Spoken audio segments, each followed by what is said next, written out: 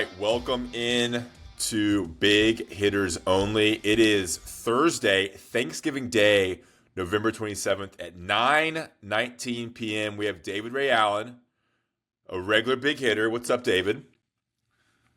Glad to be here. A little Thanksgiving Day, in Shelby, North Carolina. Got the Cowboys stuff behind. DA's a big Cowboys fan. Big Cowboys dub today at 4:15. There we go. So, guys, this is going to air first. You obviously listen to this now. After this basketball reaction podcast, we have another segment or whatever with Brian Murphy from WRAL, and we go in depth on UNC football, Belichick, future, and it's kind of like, it's not NC State based. It's kind of looking past the NC State game, season, transfer portal, Jordan Hudson, the drama around UNC football, what it looks like in a month, 2 months, 12 months, AD level, admin level. Brian Murphy's great from WRL, so it's definitely worth listening to, and it's kind of evergreen for the next couple weeks. We dive into kind of the future of where UNC football kind of goes from here until Belichick eventually leaves or gets fired. Anyway, David Ray Allen, we got him to talk basketball. UNC lost to Michigan State 74-58 this afternoon. This is a couple hours after the game. This is my takeaway, David. I think UNC's limited. I think they're especially limited without Seth Trimble. I think this team's going to have to make shots. You're going to have to make more than 17.4% from three. They got exposed in a variety of ways. I thought there were some high marks, but ultimately Michigan State was the far better team, I thought. Outplayed them, and like Roy Williams always says, you have to make shots. I think there were some defensive lapses, some opportunities for UNC to kind of tie it up and take the lead they didn't capitalize on. And it's definitely a tough loss, but one they can learn from and hopefully get better from. What did you kind of generally think about this game? Yeah, I think a lot of the stuff that you and I, Connor, talked about before the season, this was the first time we saw them come to fruition, where you saw bad minutes from the backup bigs where it really hurts you. You saw no secondary scorers step up and be able to knock down shots routinely, which hurts you. It's the first game that we got out-rebounded this season. And Vesar, I think specifically, doesn't seem to rebound as effectively as we might have hoped. I said preseason, I hope he's a 20-10 guy, and it feels like he's a 15-6 guy more often than not. So I think a lot of the flaws that we were worried about with this team preseason were shown tonight against Michigan State on a neutral court. And to your point about the three-point shooting, that's one thing that I've been pondering is a lot of teams in this modern era, you have to shoot the three effectively, which is true. But Michigan State, made 5 threes tonight. So there is a way to win basketball games without, shooting the cover off the ball. And Carolina, without Trimble, with, the bigger lineups, might be able to do that, but they didn't do it tonight. They just kept shooting, and a lot of hero shots that didn't swing the momentum for the Heels. Yeah, I think with Trimble, he's able to penetrate, draw fouls, condense the defense on because he's such a good slasher and is able to get to the rim in transition and in the half court. And then you have better opportunities on the perimeter because of all the attention he draws as a driver. Also think they were missing his perimeter defense. It just felt like Michigan State was more athletic, had better guards. The Jeremiah Fears guy, who's a stud player, is a good player last year, was clearly one of the better players this year for Michigan State. I thought UNC was kind of outmatched. Let's go into some of the lineups because you touched on it there. We've said it before. I think everybody is saying it. The lack of a backup center and role players, the sixth man, the seventh man, who can consistently contribute and count on, is becoming a liability for this team against good teams. Like when you take Caleb Wilson out or you take Henry Vesar out, the team looks a lot different, because you're having Zayden High or James Brown come in for Vesar, and it's like such a drop-off in what they can do offensively. I think Vesar is very cerebral as well. And then the team looks completely different when Wilson's out. They lack one of the best players in the country, and it shows. And because Trimble's out, it kind of moves everybody down a mark. I'd love to see someone step up. And I think Powell could be that person, but he hasn't got, 7 rebounds, 1 3. You want him in these positions where he's getting a lot more time. want him to come in and score 8 points, 10 points, and hit that clutch three. And Bogovac hasn't. And this is the game. This is the one game that, all right, we need you to score 15 points and knock down 3 threes in the second half to tie Michigan State up. It didn't happen. And I think this game exposed that this team's not as good, maybe, 1 through 6 as maybe we thought if you take out Trimble. Yeah, I mean, 9 assists tonight for UNC. Bogovac had 5. And it felt like there were a couple moments with Evans and Bogovac specifically, and we're judging off of a bad night, right? 5 of 19 combined from the field, 1 of 11 for those guys from 3, where they came down court and were trying to hit the kill shot to get the heels back in it and kept missing and kept missing. And instead of, maybe pivoting a little bit, they kept going. But tonight you got, Zayden High and Brown combined for 2 points.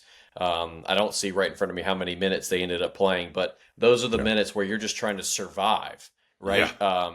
Tonight High gave you 2 points, 2 offensive rebounds, and that's 4 pretty minutes much it. In 4 minutes. Sure, and Brown I think ended up playing 7. Yeah. And it feels like that's 11 or 12 minutes. That's the most that you can possibly hope for from the two of those guys combined, which we talked about happening before the season. So it's not like this is a surprise. The question is, for me, when this team is at full strength and with Trimble and Vasar is out, are they better off going small ball 5 without either High or Brown and just trying to give opposing teams a different look and just switch everything on defense, try to really be run and gun even more than normal, and try to get away without having a big man on the floor? This is where a guy like Van Allen Lubin, coming back as the backup center would be huge, and maybe a miss in the transfer portal and securing a viable. They brought back High and brought back James Brown instead of maybe going out and getting an experienced, productive, transfer junior who could come in. But no one wants to be the sixth man. No one wants to transfer in to be the sixth man. Yeah, I thought about that. I mean, I think play Caleb Wilson and Jaron Stevens at the 4 and 5 when Vasar's out, and roll small because you have positional size with Jonathan Powell. Of course, you have pretty good size with Stevenson and Vasar. It just seems like Hubert wants to steal minutes with Zayden High and James Brown. I mean, are they a liability? Like their inability to score and like missing some screens and some defensive things and box outs and just kind of just like a body out there. Like I think the best UNC teams have had like a good backup big man. If you look back in history, like Marvin Williams in 05, 09, I'm trying to think, it was Hansborough and Deion Thompson was their backup. Yeah. I'm trying to think. Tony Bradley was on the team that won in 17. So I mean, and I've told you forever, like I've said a few times now on your pod, like just somebody like Joel James, I would love to have on this team. And that's the thing. This is going to sound rude. I mean, here I am, dude. I have no idea what I'm talking about. I would make James Brown just dribble a basketball all practice. Every time he gets the ball in his hands, he looks frightened to me. And he had a travel, he had a turnover today. He just can't rim run quite the way that you hope a backup big would.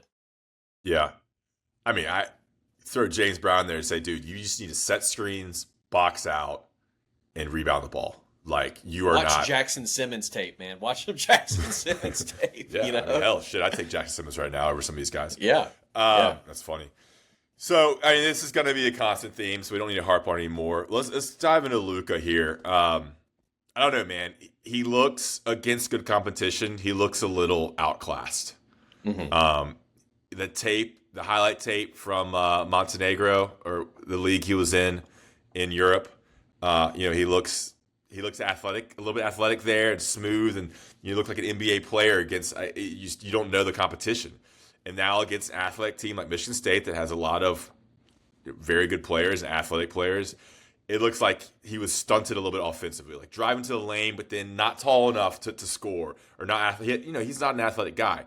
He can get there. He kind of can maneuver, but he doesn't have that burst that like a Caleb Wilson has, obviously.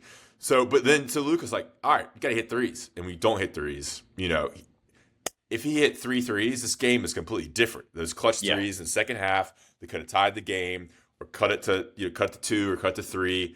Instead, it was a missed 3, and then it was a momentum shift, and then Michigan State went back and scored. They had that the and 1-3, which is a big momentum shift there down the stretch. I mean, he's got, him, Jaron Stevenson, Jonathan Powell, like, they've got to step up and hit threes. Like, I don't think anybody really took a bad shot, not to even mention Kyan Evans. I mean, the guy kind of got brought here to hit threes. And those guys combined, Kyan Evans, Jaron Stevenson, Luka Bovadoc, and Powell combined for 3 threes. 0 for 5 for Kyan, 1 for 6 for Luka. I mean, that's just, you're going to lose those games. And so I think it's going to come down. We don't have Trimble. It's come down to making threes. I don't know if there's any. Yeah. Go ahead. No, I totally agree. And what I would just say is that Evans looked good against St. Bonaventure. He made 4 threes. So I guess the hope is that when Seth's in the game, like you said, he opens up more of the offense, driving and dishing, and Bogovac and Powell and those guys are going to knock down those threes where they are not having to create for themselves. That's the glass half full version, I think. Because tonight, I think, especially when Wilson and Vasar were out and Bogovac was having to create, that's when it felt like he was really pressing to me. Yeah. I mean, coming into tonight's game, he was shooting 39% from the field, 34 from 3, and everything got worse tonight because he was 4 of 12 and 1 of 6, I believe. So that's not the production that you want from him, efficiency-wise, right? You need him to be a little bit more efficient, a little bit more trustworthy. And Evans, I'm still getting used to seeing him run the offense, and I think it's probably a tough. It's probably tough to work all summer with Trimble next to you and then immediately have him rip from you that safety net. And I think you're seeing that right now with him. And that's the only positive of Seth being out, is that you will get to see Evans grow into hopefully the role, become a little bit more dependable. Again, that's just the glass half full that I'm taking away from the game. Yeah, we'll get some positives here. First, I want to talk about Roback. I'm wearing the Roback sweatshirt. If you're watching on YouTube, wore it all today. A great sweatshirt. I'm going to get some Christmas gifts here soon. Roback.com, promo code BHO20. It's an easy Christmas gift. They have joggers, pants, vests, shirts, polo shirts, sweatshirts, tons of UNC gear, but also other stuff. They have other colleges, and everything is 20% off with the promo code BHO20. Use that. I know there's a lot of deals going on right now with Black Friday and everything like that. Can you say Black Friday? And so Roback, BHO20. Get your Christmas shopping done. Get your dad, your uncle, your nephew, your brother a UNC polo or just one of their great polo shirts. It's great for golf. Get them a hoodie, a vest. It's just an easy Christmas gift. And when you buy from them, it helps us. It pays our producer, Connor. That money goes directly into Connor's pocket, who is does a lot of work after the podcast is recorded, and Garrett, our graphics guy. So check out Roback. Help us produce this content and get your Christmas shopping done. We expect a big, big check in January off our December sales, sitting here on November 27th. All right. Positives. I mean, look, I don't think they played horrible. I thought they competed in the first half. I thought they showed a lot of good things. I mean, dude, Caleb Wilson is fucking awesome. Like, his dunks, like, there were a couple, like, this guy's not going to dunk this, and he's like a pogo stick. It's unlike, dude, I don't think it's like any player that I've seen in Carolina since I've been watching Carolina basketball, which is, I didn't watch him too much in the 90s, but in the 2000s, like, I don't know anybody who has his athletic and quick leaping ability combined with his length and size and explosiveness and willingness to dunk the ball whenever he gets a chance. And he had 3 dunks in the first 5 to 8 minutes and had a couple big ones, 2 awesome posters. It is just like so fun. And it's like jump out at me. I can't imagine the AC games in the Dean Dome when he makes some of those dunks. I don't know much to add, but like anything from Caleb that stood out to you that you really liked that was positive, or things that you can see from him that he needs to do better. Yeah, for those of you who have ever played NBA 2K or a basketball video game, there's like a power up where if you get to a certain level, you can see where the rebound's going to go off of a missed shot. And this is the thing about Caleb that I think has been so impressive, is he rebounds so effectively, and it's not because of his length like you would think it is. He's always in the right place at the right time. It's remarkable how often a ball goes off the glass and you think it's going to go to Vasar, and Caleb is right there. So he's rebounded way better than I thought he was.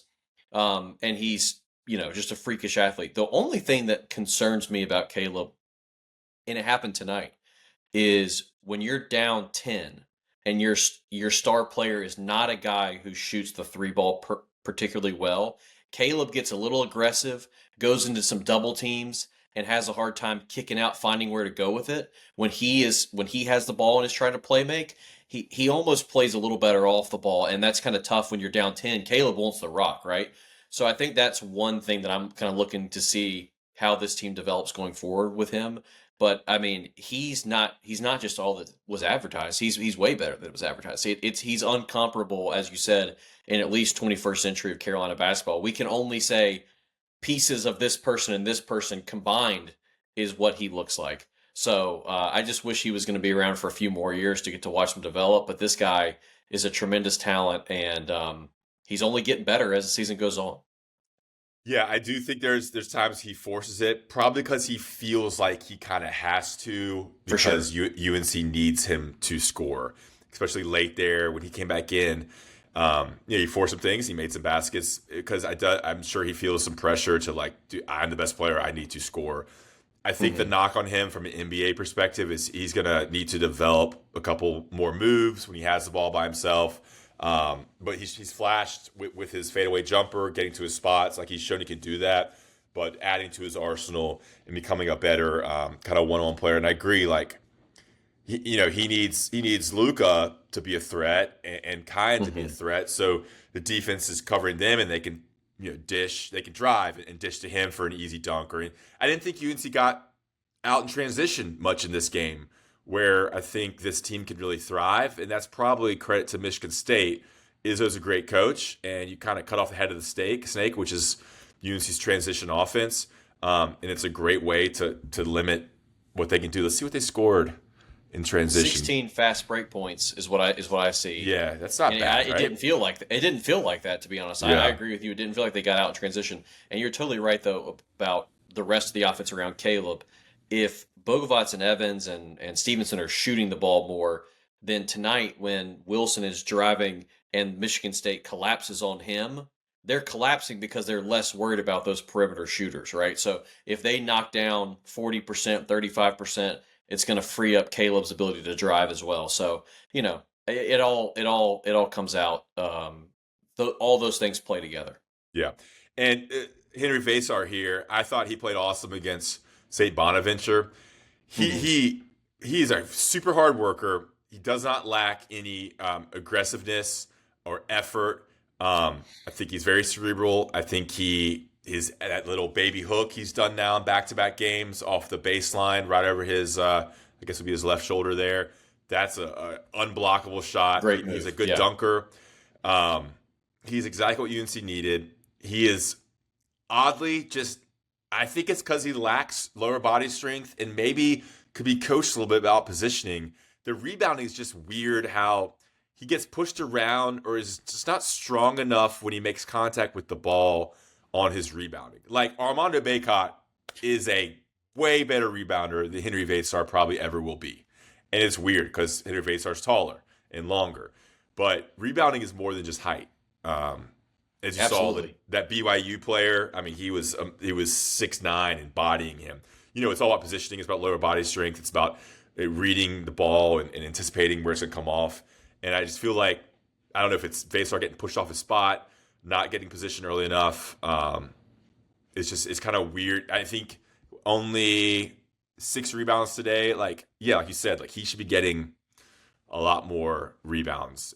But I still think, I mean, it's hard to say many negatives about him, because I think he is. Yeah. He's been pretty what you expected, what UNC needs, and lived up to what I think he can be and is. I think he's got to make an NBA role player is probably his future. I think he'd get drafted. I think another year UNC could be huge, but I think strength is the main thing, and I worry about him wearing out over the course. Which, as we just alluded to, that can't happen. We like, that's the one thing this team can't to have happen. Yeah, it's gonna be the UNC physical training rehab. After games, getting him healthy, resting him when he needs to rest. Monitoring minutes, kind of like Bacot in 22. Like, Bacot just kind of wore out in games because he had to be the main guy. Iron 5 thing. I mean, dude, not to put this in the universe, if Vasar gets hurt, Yeah, Vasar I Wilson don't get know. hurt. I think there's just like, what are you starting James Brown at the 5? Like, it's just Yeah, crazy how important Vasar is to this team, and I worry about him getting. I mean, like, he is putting a lot of hard minutes in every single game, it seems, and he works really hard.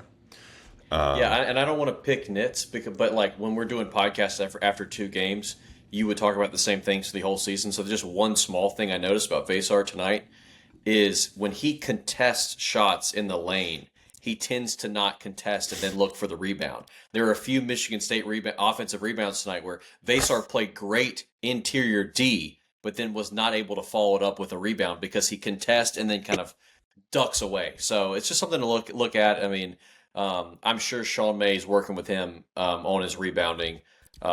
Because if Vasar is a better rebounder, Wilson and Vasar are maybe the best 4 and 5 in the country tandem.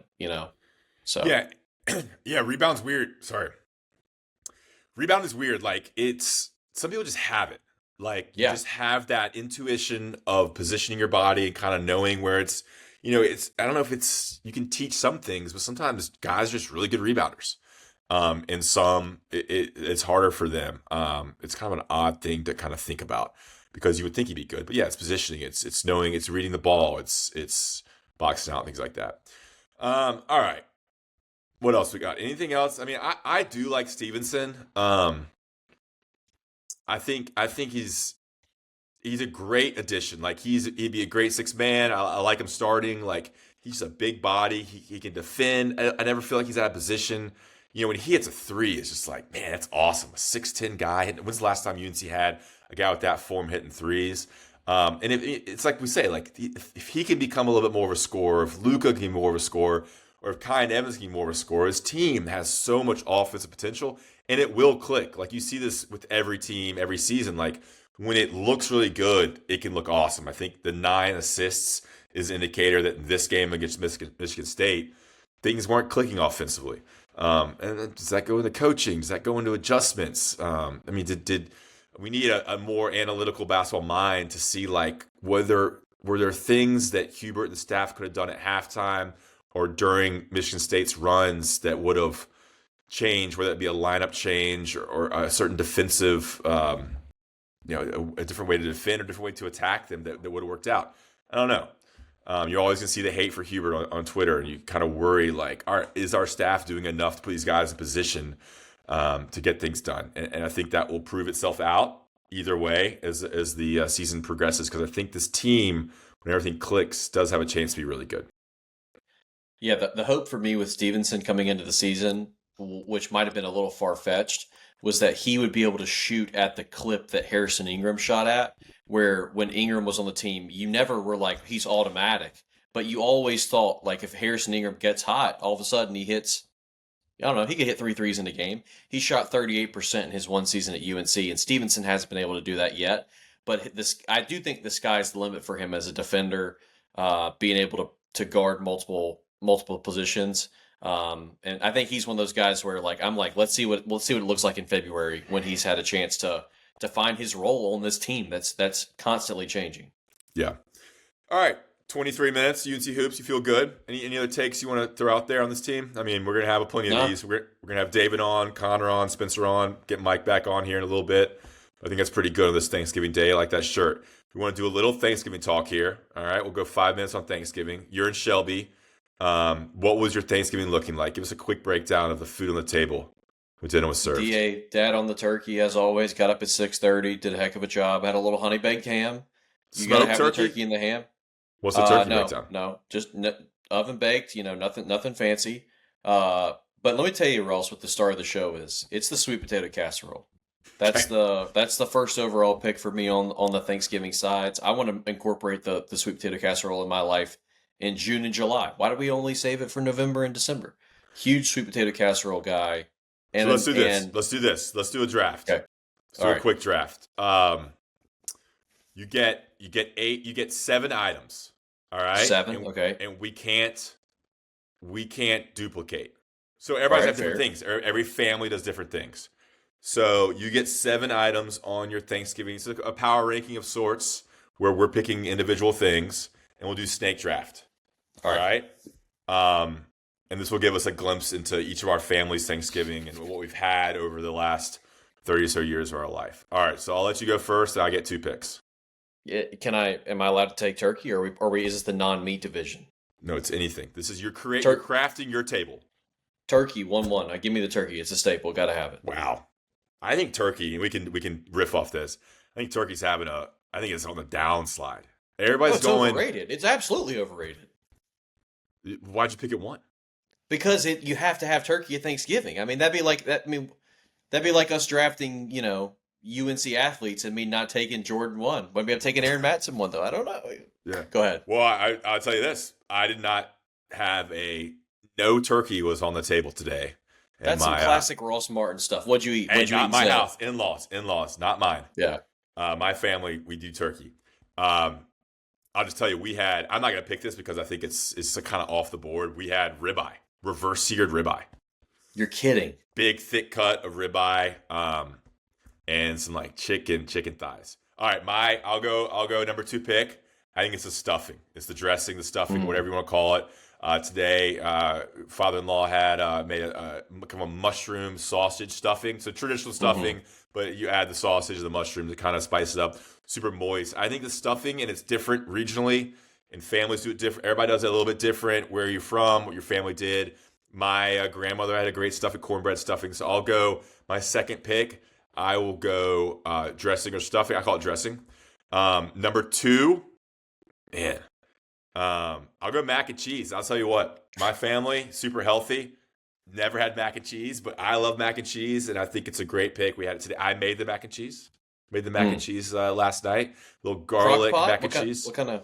Nah, just baked. Brown, golden brown, the top. A little Gruyere cheese, a little white cheddar, a little garlic. Very simple with a nice little roux. All right, that's 2 and 3 for me. Over to you for the 4th pick. Yeah, I'm going to go back-to-back starches here. I might take some heat for this. Give me the sweet potato casserole and give me mashed potatoes. I want all the potatoes on my plate. The perfect bite for me is a bite of turkey. I'm not gonna say redacted because I want to draft it in a minute with either some sweet potato casserole or some mashed potatoes. Give me both of them with on the turn there. Love it. Yes, you got white turkey. Yeah, you got. This is not going to be a healthy plate, Ross. Yes. Yeah. All right. I will go. God, I'm trying to think. Like, I got to Google. I'll go some sort of Oh, you know what I like? I like a good squash casserole or like a green bean casserole. Like with the cheese and the little fried onions on top. Absolutely. The different types of thing. Very southern. Yeah. This is different because my family growing up super healthy. Like, how it is. Very, very healthy. So we didn't have all the things that my friends would have. But I will go a casserole of sorts, like a squash casserole or a green bean casserole. Next pick, I'll go cornbread. A good, buttery, cheesy cornbread with the little corn nuggets inside. It's moist. You bite into it. It's so much butter on there. So I'll go casserole, and I'll go a good cornbread. I got to look up some things for my next pick. Go ahead. Yeah. We talked about this on 2 Davidson and Mike this week, so I want to clarify with you if this is all right. Can I take gravy with my next pick? I think so. Yeah, sure. You need a good gravy. That was what I wanted to say. Turkey, your turkey, obviously the way you cook it is important, but you got to have a good gravy.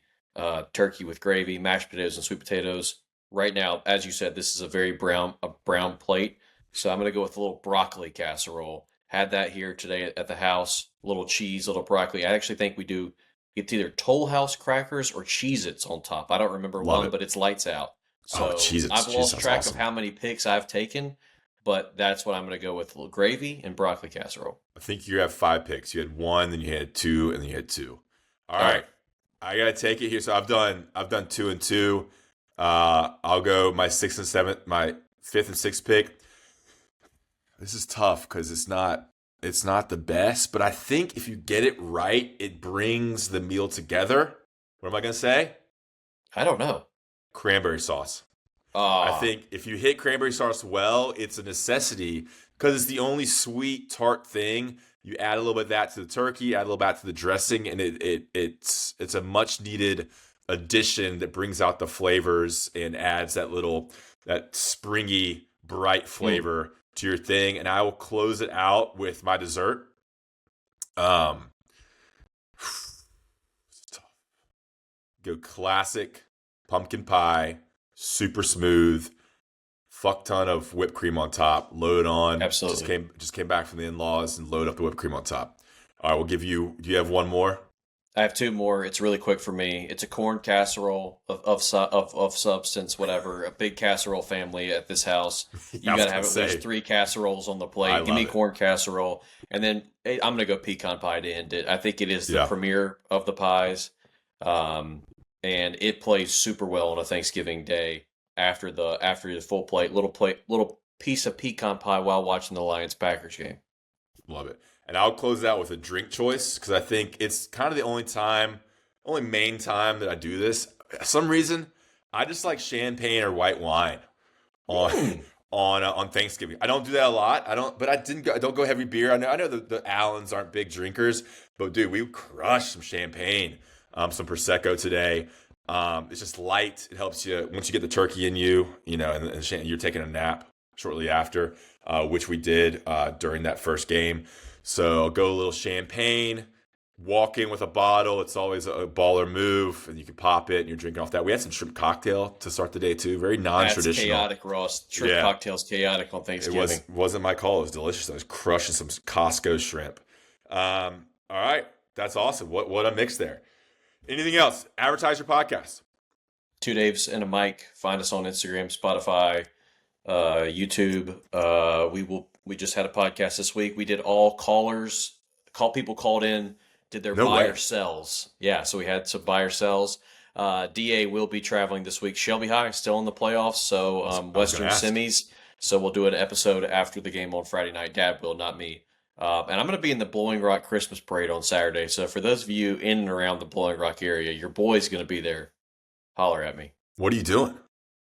Haley's dad's a city councilman in Blowing Rock and has been asked to be in the parade. And so all of a sudden, next thing you know, it's going to be 19 degrees and I'm going to be in one car in front of Santa Claus Tomorrow?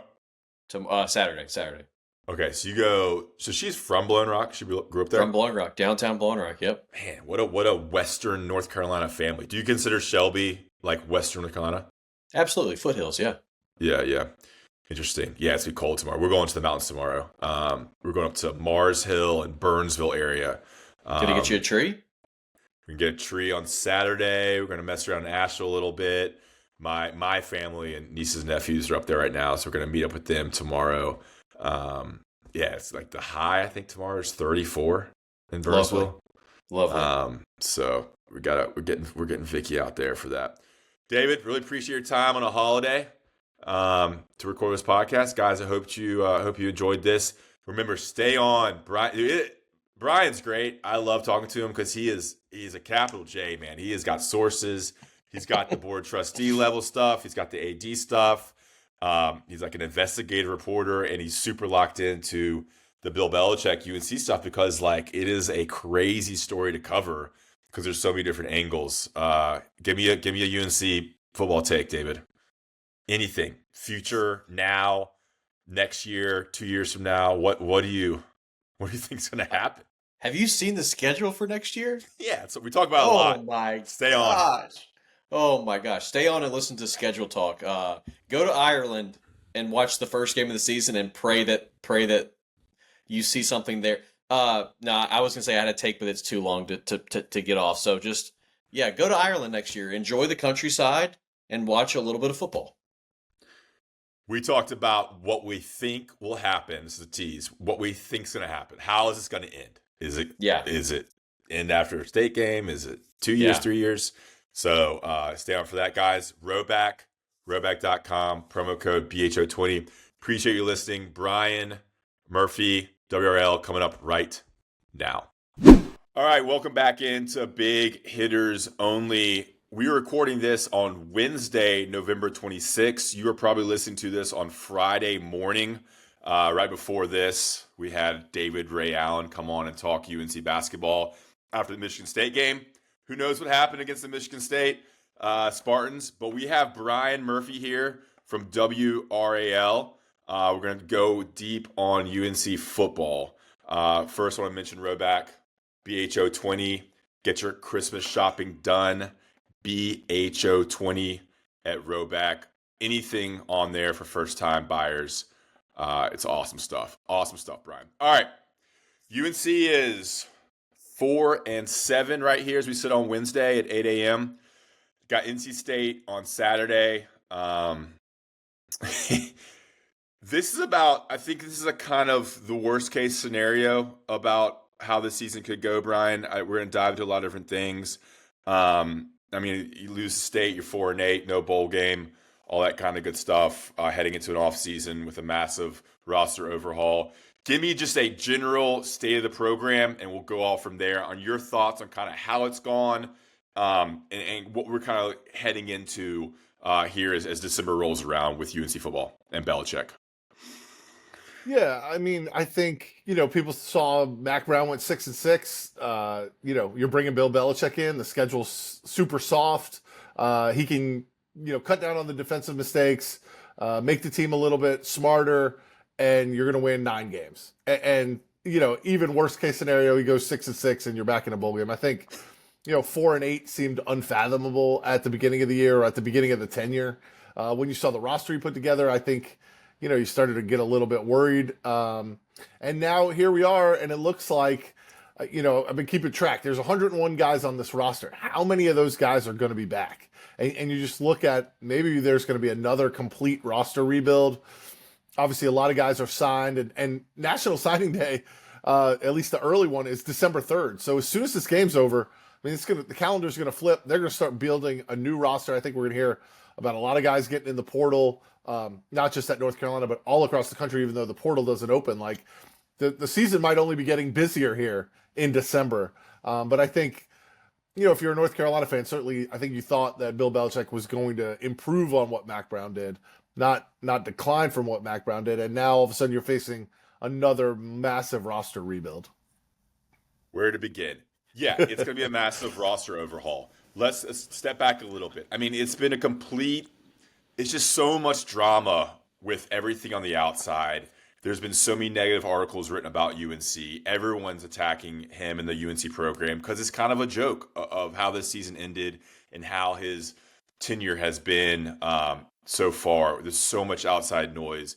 Beyond that, with Michael Lombardi and the roster, and just you hear these rumors of how recruiting's not really going well. Yeah, they're bringing in 35 plus players, and there's going to be this massive roster overhaul. But can you trust this staff and Michael Lombardi and his staff to get the right players? Are they going to have to overpay? So let's start here. Are you 100% certain that Belichick and Lombardi are coming back? I mean, I'm not 100% certain. I don't think you can be at this point. Everyone I've spoken to, and I haven't spoken to everybody, but most of the people, but the people I have spoken to seem to be like, yeah, what else are we going to do? Of course he's coming back. I don't think they're prepared to bite the bullet on the money. And I think so many people put their neck on the line, if that's the right word, including the chancellor, to say, this is our guy. We're going to hire him. We're going to spend all the money. And I just don't think anyone's willing to that's not fair. Some people probably are willing to pull the plug, but I don't think the higher ups are willing to pull the plug. There's a lot of reasons, right?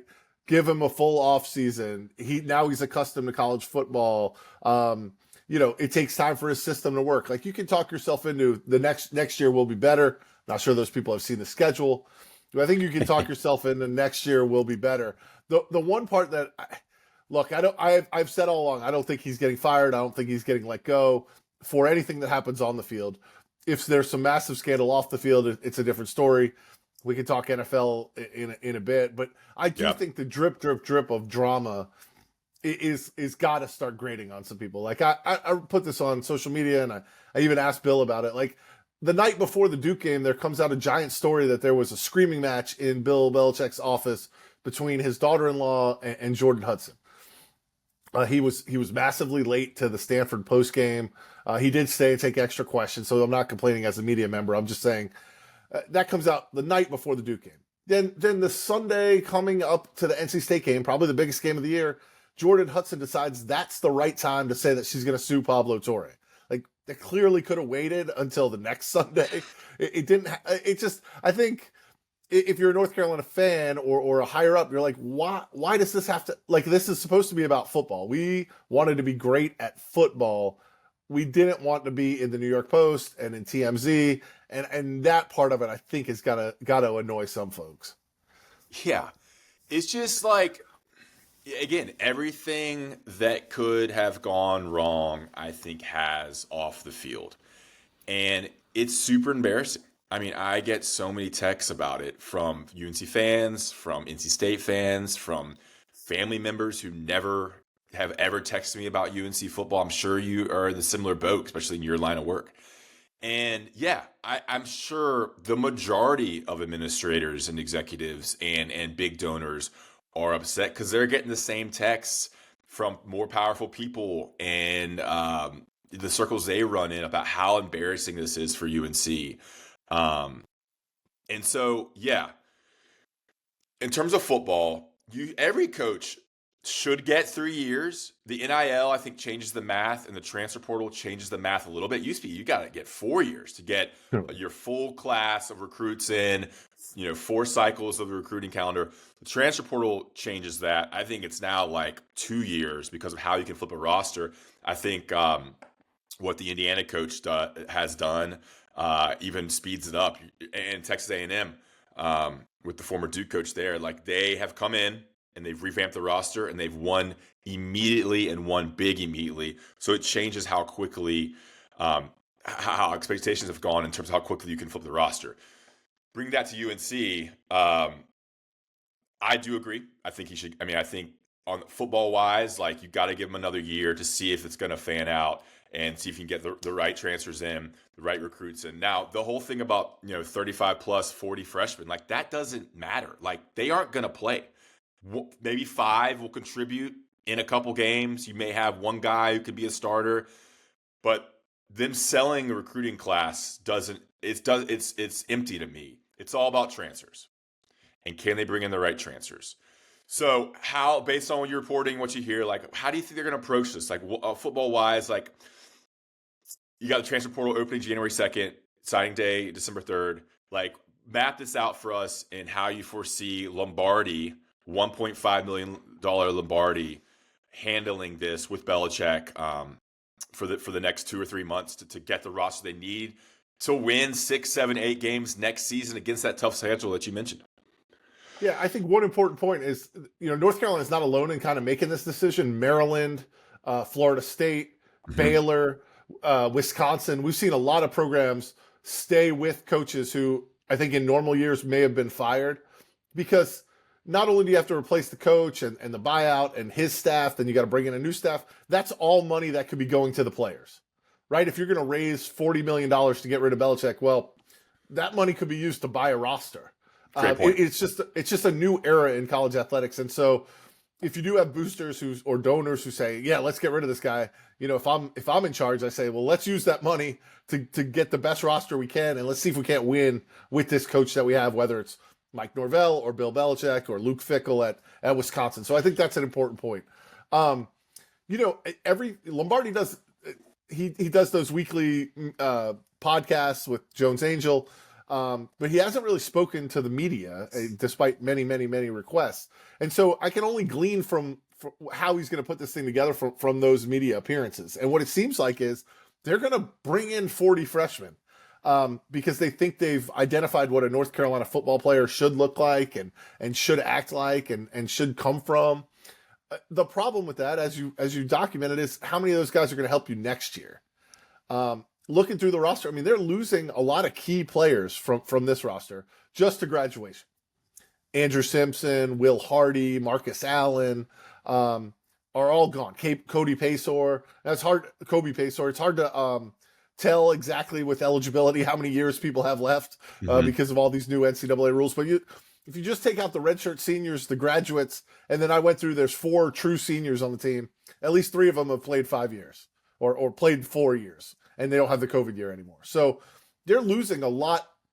Who's going to replace those guys? Like you bring in 40 freshmen and that's great. And you flip some of them from Penn State and other places. So they might be good. But are they going to play right away? And then how are you going to fill in the spots? And then the other point I've been making to a lot of people is the transfer portal is not just additive. You don't just get to hold your team and then bring pieces into it. You've got to hold on to those guys on your team. And I imagine, Jordan Shipp. Now, he might be a bad example because he seems like he wants to be a Tar Heel for life, but players of that caliber who have produced under Belichick are going to get offers to go elsewhere. I mean, look at Casey Concepcion at NC State, or Bo Atkinson or Amari Campbell last year at Carolina. Like the SEC and the Big Ten is going to look at Carolina's roster and say, which pieces do we want off of it? And they're going to come make offers on it. So you don't, if you got to just hold everybody you had and then add, it'd be one thing, but there's no guarantee you're going to hold everybody that you have. Let me jump in here. Yeah. Roster retention. That's more, I cover basketball for my line of work with basketball recruiting and transfer portal. Roster retention is the most important thing. How many players on UNC's roster do they want to retain? And that's going to be expensive.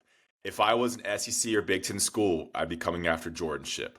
And if I was Jordan Shipp, I would leave UNC. Like, there is too much uncertainty at the offensive coordinator position, at the quarterback position.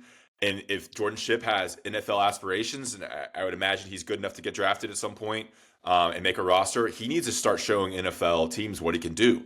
And you can't with a quarterback who doesn't throw the ball deep or is not accurate. Or an offensive coordinator, it's just a mess offensively for UNC. And if you're a really good wide receiver with the great physical attributes and the right mindset, like, go to a place that has a stud quarterback who's going to be a Heisman candidate and ball out with a proven coordinator, a proven offensive-minded head coach. It sucks to say. I mean, it sucks as UNC fans listening to this, but the reality is, like, the situation is not great for a player like Jordan Shipp to stay at UNC. He can get paid more in the SEC or the Big Ten and show off to show off the NFL people with a better offense. And same thing goes for any other talented player. Which is why I think the most important thing that Carolina has to do is figure out the offense coordinator and quarterback position. I mean, I should have led with that, but that's the most important thing this offseason for Belichick is who's going to be your offense coordinator. I'm assuming that Freddie Kitchens won't be back. I don't have that. I can't report that, but that's my assumption. And then what do you do at the quarterback position? Gio obviously played probably his best game against Duke, but I don't think, if you want the fan base to come along with you, I'm not sure you can bring Gio Lopez back as your starter without any competition. Does he have a 2-year contract? How does that work with Gio's contract with UNC? Do you know? I don't. I mean, it's been reported. No, it's been reported. It's really tough to get actual data on these contracts, but it's been reported that he had a 2-year deal worth $4 million total, and so $2 million each year. I'm sure there's some incentives in there. But we've seen players with long-term deals. I mean, this is an ugly system, but it's a very professional system. They'll find a way. There'll be a buyout. There'll be some kind of release if that's what they decide to do. But we've seen a lot of coordinators bring their quarterbacks with them. So does Bill Belichick, who, I mean, let's face it, has been pretty insular in the coaching staff that he's brought in, is he willing to go get an offense coordinator that he doesn't know to bring in a quarterback that he doesn't necessarily know, but one that has a lot of familiarity with the system? We've seen that at Oklahoma, right? Mateer comes with his offense coordinator, and boom, I think we saw it at UNLV. Like, there are places where they're willing to take the coordinator to get the quarterback, and it's worked. What is Carolina willing to do? Like, how far are they willing to go? And then, I don't think Bill Belichick's going to the NFL, but there's a report yesterday that he possibly could, or that NFL teams at least are interested in talking to him. And I think that adds a whole new wrinkle to it, because their hiring cycle is not going to be until January, maybe into February. And if Bill Belichick is legitimately a candidate at some of these places, how much, if you're a recruit, are you, I don't know, are you still going to be there? There's all these reports out there. Like, I know that's why he sent out that statement a couple weeks ago, but other coaches are surely going to use that against them. Hey, this guy wants to go to the NFL. He's going to leave, the Bills or the Falcons or the Dolphins, or, just name a team out there that needs a coach. And so that's another thing he's going to have to deal with. Yeah. So, great point on the offensive coordinator, quarterback. They should have that. I know you can't bring in transfers until January 2nd when the portal opens. It's only one period this year. So it's a 2-week period from January 2nd to January 16th, which is a lot different. Usually it opened, I think, in December or January, and then there's also one after spring practice. It's just one period this year. They should have that quarterback and that offensive coordinator locked in December early. It's illegal, but everyone's recruiting and negotiating deals before the transfer portal opens. That needs to be locked and sealed, similar to what UNC basketball did with Henry Vassar. They had him kind of locked in, and they secured that big center. You would think a little bit before the transfer portal officially opened. That is huge. I mean, you get that in, and it kind of changes the momentum a little bit. You see what it could look like with this quarterback. And honestly, bring in 2 quarterbacks. Like, you need a good backup, and or figure out what you can do with the freshmen. I think it's a whole different conversation about them not even trying to play either the freshmen this year and sticking with Gio. That's where the NIL stuff comes in. Like, they've just you're kind of sunk cost. You feel like you need to play the guy you paid. The Belichick NFL thing, it would be dumb for an NFL team to hire him, but it's not out of the realm of possibility. But there's just so much baggage and drama that comes with it that's so unnecessary. And given his age and things, but look, he is a proven NFL coach that could stabilize a franchise. I saw your little tweet about. I thought you saw your tweet about the Bills. That would be insane. I mean, they got a good coach, but yeah, they haven't gotten over the hump. I think that's the kind of team that would take a chance on him. Either that or a team totally rebuilding like the Browns or something. I think if you're in the middle, you don't really take a chance on Belichick, but if you need like some credibility, maybe you do. And if you're a team that's like Super Bowl or bust, we've got 2 more years with Josh Allen at his absolute peak, or if things go terrible in Philadelphia, we got about 2 years left with this core. Let's bring in a guy that we know can win a Super Bowl with them. Yeah. But, I mean, obviously, there's a ton of off the field stuff, and I don't know how you could watch what happened to Carolina this year and feel confident in that. But, NFL owners are billionaires, and they think they can fix a lot of things. I think that would be best case scenario for UNC if an NFL team got him in February and you restart the clock with a different head coach. I mean, look at what Wake Forest did with Jake Dickert. They hired a kind of a proven Power 4 at the time head coach from Oregon State, I believe. Is that right? He was at Washington State. Washington State, which now doesn't even have a conference. But they got a young head coach that's good with PR and seems very energetic and is proven at that level. And look, Wake Forest is a decent to above average team in year 1. And it's Wake Forest. UNC should always be beating Wake Forest and Duke in football. And you see it everywhere. I mean, you're seeing, there's tons of leagues. I mean, Indiana's a great example, obviously. But, I mean, there's no reason why UNC shouldn't be bowl eligible and be competing, that 9-10 range every year with the money factor now. They should be killing these teams that don't have the same NIL. All right. There's just so much to talk to. Let me make one point on that. I look at it a different way. Wake Forest hired Jake Dickert, from the other coast, and he brought in players, and they're really good. Virginia Tech went the complete opposite route. You can't pick a different coach. They took James Franklin, bouncing back out of Penn State. I think if you're Carolina, you'd rather have either of those coaches. You'd rather go super young with the guy who knows it and has brought in some of his own guys and got it turned around, or you'd love a retread like a James Franklin, a guy who's won at a really high clip. And so, you have this wide variety of coaches you could have hired, Dickert on one end, Franklin on the other, and you somehow ended up with nothing in between either of those. You ended up completely outside the box. And I think I have talked to people who said they'd do it again. So that's where some people are right now. Yeah, you hired a 73-year-old with a 24-year-old girlfriend who is in TMZ and the New York Post and trying to sue Pablo Torre and just drama.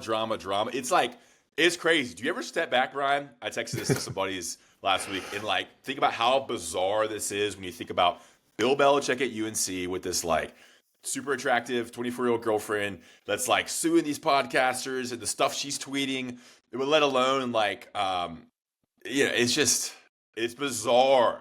It's, a year ago thinking that this could happen when Mac Brown is leading press conferences and stuff. It's great for your business, right? I feel like your star has risen. You're killing it.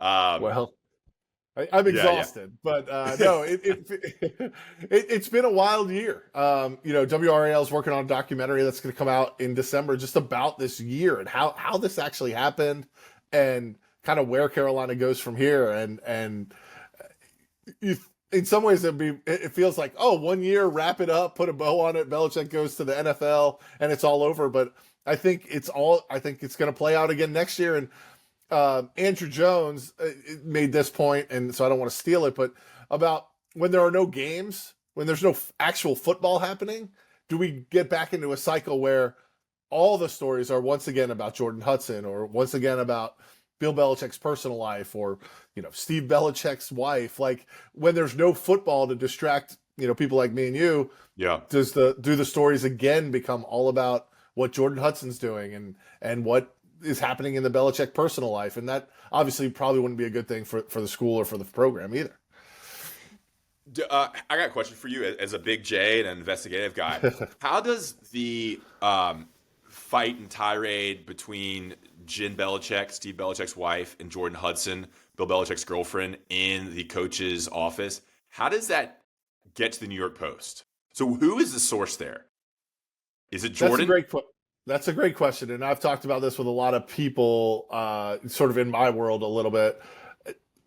There certainly is a sense that it was Jordan Hudson, that the story made her look good. I don't know that. I'm skeptical that it was Jordan, but it was clearly someone. Assuming the whole thing's true, yeah. Assuming the whole thing's true, they had direct quotes from Jen Belichick. Yeah. So it's either someone in the room, someone who was able to hear what was happening in the room, or someone they told that went to the Post. Now, as you know, you call me a big J journalist, so I'll run with it for a second. If I'm the New York Post and I'm getting this from Jen Belichick's best friend or Jordan Hudson's manager, like, I'm not sure I'm using direct quotes. I'm like, well, did you hear it? Were you there? Because if you didn't hear it and you weren't there, I don't really want to use direct quotes. I can paraphrase what you thought you heard, but the way they use direct quotes leads me to believe it was someone who heard it, like was in the room or able to hear it live, and it's their first person account of it. And that would really limit the amount of people that it could be. And so, someone went to the New York Post, and I don't know who that story makes look good or bad. That's what I was going to say. You said it made Jordan look bad, or Jordan look good. I'm not sure I don't think it makes Jordan look good, but it does. It creates more drama in. I mean, Jen doesn't come off great either, but maybe she comes off like she's the one person standing up to her and saying things that everyone's thinking. But like, it's just, who cares? Who it definitely doesn't make look good is Bill Belichick or Steve Belichick. Because look, I've never been in that position of power, but if I'm having a fight between two family members at my place of work, then after 5 minutes I'm cutting it off. I'm saying, Steve, you and Jen got to go. You got to go back to your office. We'll deal with this tomorrow. Jordan, stay here. Let me go deal with what I have to deal with. I'm not letting this tirade happen for 40 minutes after a game that we won. Bill Belichick should have been in a great mood. They won a game against Stanford, a hard-fought game. They'd won 2 in a row at that point. Things were looking up, and for 40 minutes, you're going to let members of your family yell at each other in your office. Like, to me, that's someone would have or should have stepped up after 5 minutes, 10 minutes and said, hey, let's deal with this somewhere else. Let's deal with this at another time. Let's deal with it when we haven't been, working all day or God doing, drinking at the game. Who knows what people were doing? Let's just end this right here. So I think it makes Belichick look bad. Yeah, I mean, no one comes out looking good from that. Also, 40 minutes. Have you ever argued with anybody for 40 minutes? Like, that is like that's so unrealistic to have a 40-minute argument. Yeah. Arguments are like 1 minute, 2 minutes. Someone cusses, someone says something crazy, then walks out. Like, 40 minutes is like they're sitting at a boardroom and, exchanging barbs back and forth. 40 minutes is ridiculous. But man, that's great drama. And you kind of see both women, and it's like, this is like, it definitely doesn't scream Southern Chapel Hill, Slice of Heaven, pearls. It definitely screams Boston, New York, like dressing to the nines, the snakeskin outfits. Unbelievable. All right. I said I'd hold you for 20. We're at 25 here. I got one big question here. How do you see this end? And the element that, what a broad question. element I want to bring in is the fact that Steve Newmark, the AD in waiting underneath Bubba Cunningham, I believe takes over in June or July officially. Yeah, Is that July right? 1st. July 1st. Now he is like attached to the hip with Bubba. He is clearly making a lot of decisions, or at least having extreme input in those decisions.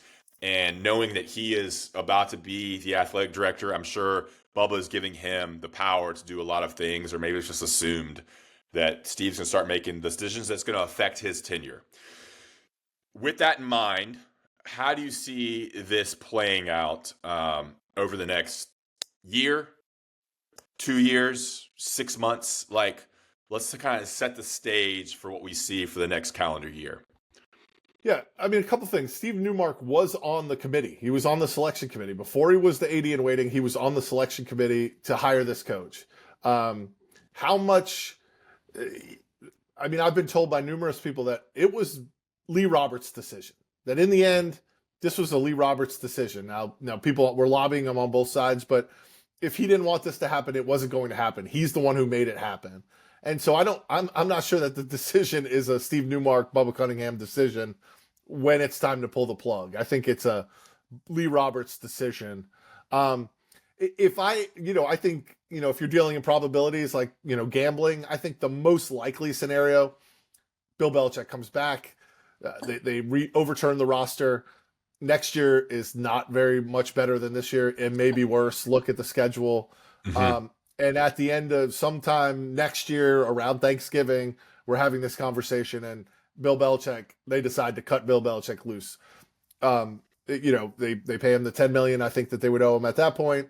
One thing to consider, the assistant coaches are almost all of them are on 2-year contracts.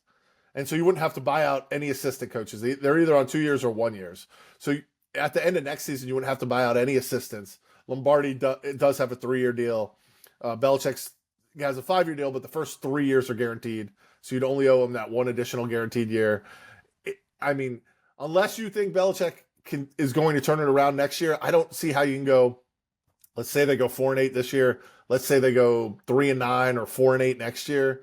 Like, I just don't see how that becomes tenable. What does that do to your season ticket sales? What does it do to your sponsorships? What does it do to donations? All the stuff that they hired Bill Belichick for, if you have 2 consecutive bad years, I think all that stuff goes away. And that's how I would put that as the most likely scenario for how this all plays out. Yep. With a lot of variations, all kinds of things could happen, but I think that would be the most likely scenario. And quickly, let's go through the schedule. So the Open in Dublin. This is just letting readers understand who they're playing. Open in Dublin against a TCU. Then it's East Tennessee State, UConn, and then it's Notre Dame. And then on their conference schedule, Notre Dame's October 3rd. So that's kind of later in the calendar. But conference, they play at Clemson, at Duke, Louisville, Miami. So those are like Louisville, Miami, Clemson. You would expect to be in the top half of the ACC. NC State, Syracuse, at Pitt, at Virginia. Not in order. Pitt's usually pretty good. Virginia seems to be kind of getting things rolling a little bit. NC State, Duke, always kind of a toss-up game. Duke seems to get having things a little bit more rolling than before. And of course, Miami, Louisville, Clemson, Notre Dame. That is 2 guaranteed wins on there. Maybe UConn's not bad. So another 3-9, 4-8 is realistic. But even what if they go 6-6, Brian? With no sign of true progress beyond another 2 or 3 wins. At that point, I agree. I think it's 2 years and out for Belichick and Lombardi, and you kind of, because the schedule's so tough next season for UNC, Belichick bites that season. You bring in they're gonna suck anyway. Why bring in a new coach that would lose games, and then a new regime starts December 2026, and hopefully it's like a 40 to 45-year-old coach, maybe a 35-year-old coach. Steve Newmark is leading the realm. You get a young GM, you get a GM who's done it, or like an assistant GM who's done it at the SEC or the Big Ten that kind of knows. You get a young, good GM that you're not paying $1.5 million, you're paying him $600 to $800K, and then you just clear blank slate. and in one more year, UNC's out of this Belichick era and starts fresh. That I think is what is the ideal scenario right now. So there's no scenario in your mind where Belichick figures this whole thing out and they go, look at that schedule, 8-4. They go, they're in contention, one of these crazy scenarios where if this guy loses and this guy loses, then maybe we can make the ACC title game. There's I think 8-4 is a different conversation. I think 8-4 with an offense that's rolling. I think then you're like, dang, maybe we got something here with old Belichick, and that things have been fixed and the culture, paid off. So I think 8-4. I think 7-6 or 7-5. I think that's a tough deal. And if I was a UNC fan, honestly, I hate to say it, like I think you're hoping for either 9 wins or 4 wins. Like you don't want to be in that 6-6 range, the middle area where you're kind of forced to make a decision, but you're like, dang, it's not really working. You kind of want bottom out or get things rolling at a very high level. With that schedule, I think 8 to 9 wins is unrealistic unless they pull transfer portal, man. It's tough to hit. There are a reason. Someone always told me this. There's a reason why people transfer. And other than NIL changes a little bit because they want to get more money, but there's a reason why people leave other schools. If you're getting a player kicked out of an SEC school or a Big Ten school, it's not a baller. There's a reason why they're transferred. They're not playing. They're not good enough to play. Yeah, I think the most important thing to keep an eye on over the next month is that offensive coordinator or quarterback. What direction does Carolina decide to go with those 2 positions? Yeah. All right, Brian. We appreciate your time. Thank you. Happy Thanksgiving, everyone. Yeah, love having you on. Thanks for listening to Big Heroes Only. You guys check out Roback, BHO20 on Roback. Get your Christmas shopping done early. Brian, really appreciate your time. Check him out on Twitter. What's your Twitter, Brian? Murph's Turf. That's MURPHS TURPH. And check out everything he does on WRAL.com. Appreciate it, guys.